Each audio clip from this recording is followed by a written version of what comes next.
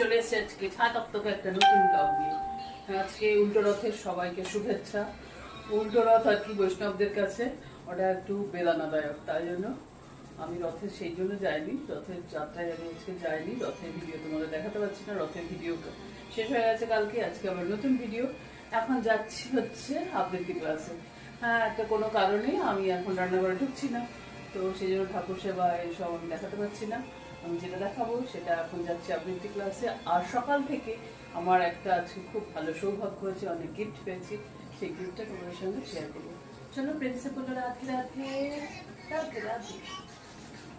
আবৃত্তি ক্লাসে যাওয়ার সময় দেখতে পেলাম বাইরে আমাদেরই রথটা যাচ্ছে।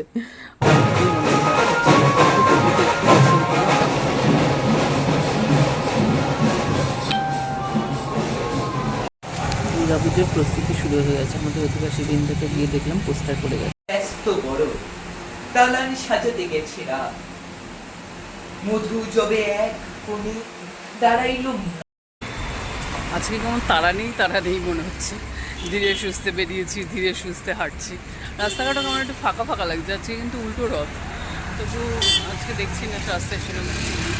যাই হোক, আবৃত্তি ক্লাস শেষ হয়ে গেল, দিয়ে আমি আরামসে বাড়ি যাচ্ছি। বাড়ি গিয়ে দেখা যাক কী হয়। আজকে সেরকম কিছু হ্যাপনিং কিছু হয়নি আর কি, যাই ক্লাসটাই হলো সেটাই, তাছাড়া আর সেরকম কিছু বলার নেই। চলো, আমার বিয়ের 27 বছর হয়ে গেছে, লেকটাউন পুরো চেঞ্জ হয়ে গেছে, কিন্তু এই যে মহালয়ার দোকানটা, এই দোকানটা চেঞ্জ হয়নি। সে কবে থেকে দেখে যাচ্ছে একই রকম আছে। সে চুলও বাঁধে, দেখেছো? আজকের কুক হচ্ছে আমার মেয়ে, রাত্রিরের কুক। কি রান্না আছে মামনি? খিচুড়ি, সোজা সাপটা খিচুড়ি।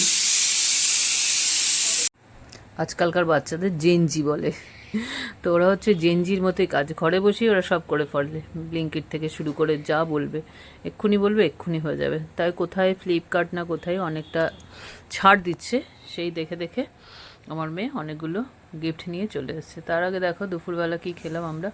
ধোসা কাফি থেকে মেয়ে নিয়ে এসেছিলো হচ্ছে dosa, no onion no garlic, কারণ বললাম আমি এখন রান্না করে যেতে পারছি না, সেই জন্য। তো ভালোই লাগলো, খুব ভালো টেস্টি ছিল ইয়েটা। এটা কি সেকেন্ড জুতো? ভালো হয়েছে জুতোটা। আজকে সব থেকে ভালো জিনিস সেটা হচ্ছে এই দুটো জিনিস দেখো, মেয়ে আমাকে গিফট করেছে। অনেকদিন চাকরি পাওয়ার পরেই বলে যাচ্ছে মা ঘড়ি কেন, মা ঘড়ি কেন। আমি একটু ঘড়ি টড়ি পরতে ভালোবাসি, কিন্তু আমার আবার ভীষণ গায়েও লাগে। তোর সবসময় চুলকায় নাকি? তো এখানে একটু অফ দিচ্ছিল বলে দুটো একবারে ঘড়ি দিয়েছে। তোমরাও দেখে বলো ঘড়িগুলো দুটো দুরকম হয়েছে, খুব সুন্দর, বেশ ভালোই হয়েছে। থ্যাংক ইউ বেটা, দেখিয়েই নিয়েছিল। যাই হোক, দুটো ঘড়ি একসঙ্গে, ধন্যবাদ ধন্যবাদ। মেয়েরা বড় হয়ে গেলে, ছেলেরা বড় হয়ে গেলে একদম থ্যাংক ইউ নিজেদের মতন বন্ধুর মতোই হয়ে যায়। আমার মেয়েরও তাই অবস্থা। ছেলে মেয়েকে তুমি বন্ধুর মতো সব থেকে ট্রিট করা বেস্ট, কারণ আজকাল যা অবস্থা তার মধ্যে বন্ধু না হলেও কিন্তু তুমি ছেলে মেয়ের সঙ্গে ঠিকঠাক চলতে পারো। আজকে 7 দিন ধরে নেচে আজকে শরীরটা খুব একটা ভালো না, তাই জন্য আজকে সেরকম কিছু হয়নি, ভিডিও করতে ইচ্ছে করে না।